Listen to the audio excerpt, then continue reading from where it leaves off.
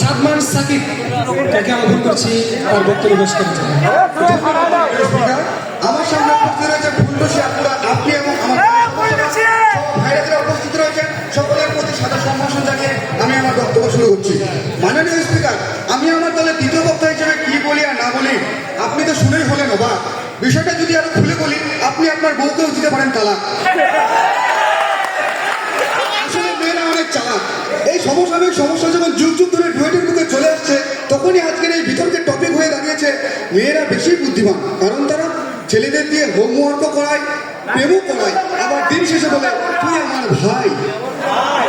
আসলে আগে শুধু আমি ডুয়েটে আমি ছিলাম তিনজন মেয়ের ভাইয়া। প্রথম জনের জন্য এমসি হলে পাঠালাম শুকনো খাবার, কিন্তু সে বছরেও দেখা করতো না একটি বার। দ্বিতীয় জনকে দিতাম ক্যান্টিনের ট্রিট, কিন্তু সে দিন শেষে আমার বুকে মারতো হিট। তৃতীয় জনকে দিতাম আমি ভাইবার নোট, কিন্তু সে কোনোদিন দেয়নি আমার মনে ভোট। এই তিনজনের কাছেই ছিলাম আমি কত সুন্দর নেচার, কিন্তু তাদের কাছে আমি ছিলাম মেবি ফিউচার। একজন একদিন বলে উঠলো, তুমি না আমার কাছে কতই স্পেশাল। আমি ভাবলাম এই বুঝি আমার মিটলো মনের ঝাল। আরেক তো রীতিমতো বলে উঠলো, তুমি না থাকলে আমার যে কি হতো, আমি যে কি করতাম। আমি ভাবলাম যা, আমার মনেও প্রেম জেগেছে, আমার মনেও ফুটেছে ফুল, কিন্তু ওমা সে দেখি ভাঙছে আমার মনের ভুল। কারণ কি জানেন, সে এখন আরেকজনের প্রেমে হাবুডুবু খাচ্ছে। সে হচ্ছে আমাদের নিশু ভাই। এভাবে আমি পরিবর্তন করতে পারলাম না কোনো মেশিনের জ্ঞান। আমি কি আদৌ হতে পারবো ইঞ্জিনিয়ার? এমন হাহাকার বুকে কোনোদিন আমি কাঁদিনি আমি ভাই। ডুয়েটের বুকে আমার কপালে কি প্রেমও জুটবে নাই? ঠিক এমন করে একদিন কলা নিয়ে ফিরে আসতেছিলাম আমার হলে, গেটে দেখা হয়ে গেল আরেকজনের। সে বলল, ভাইয়া চলো না ফুচকা খাবো। আমি বললাম ঠিক আছে চলো। গেলাম দোকানে, অর্ডার দিলাম 2 প্লেট ফুচকা।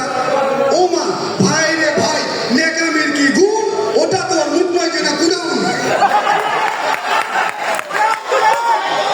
একদম দিল সেটা, একেবারে সব ফুচকা চলে গেল ওর পেটে। আর আমি কি করলাম, হাতে একটি ফুচকা নিয়ে হা করে দাঁড়িয়ে খাওয়া দেখছি। খাওয়া শেষে বললো, ভাইয়া খাচ্ছেন না কেন? খেতে কি আর পাচ্ছেন না? না পারলে দেন, কি আর করা।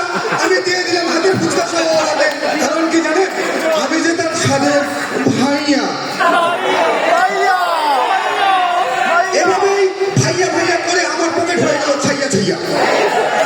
বুদ্ধির বাণিজ্য নিয়ে ছেলেদের ফতুর করাই এদের কাজ, কর্ম, সৃজনশীলতা। তারপর করে কি জানে, ফেসবুকে দেয় লাভ নিয়ে একটা কেয়ার নিয়ে।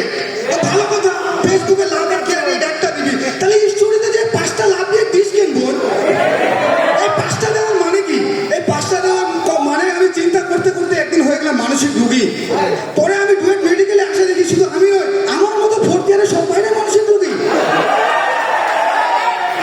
এই প্রমাণ কি জানেন মাননীয় স্পিকার? গত 17 তারিখ ভিসি স্যার আমাদের মেডিকেলে মানসিক ডাক্তার নিয়োগ দিয়েছেন। কারণ কি জানেন? কারণ হলো এই মেয়েরাই 47 মতো ছেলেদের মাথা খেয়ে দিয়ে মেডিকেলে পাঠিয়ে দেয়। এরাই হলো মানসিক রোগী তৈরির কারখানা। দিন শেষে এদের স্থান যাবে বুড়ো ভুড়িওয়ালা টাকলা চাচার হাতে। আমি হয়ে গেলাম দেবদাস। তাই সুন্দরী রমণীদের বলতে চাই, তোমরা আমাদের বোন, আমরা ফাঁদে ফাঁদে পা দিতে চাই না তোমাদের। দিনে দিনে যত আসিবে সুদিন, দিনে দিনে যত বাড়িয়া তোদেরা সুদিতে হইবে ঋণ।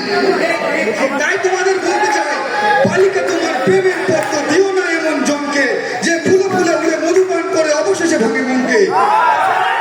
একটা হৃদয় বারবার নয় একবার প্রেমে পড়ে, সেই হৃদয়ের শুক্লটা হয় নিঠুর মন ঝরে।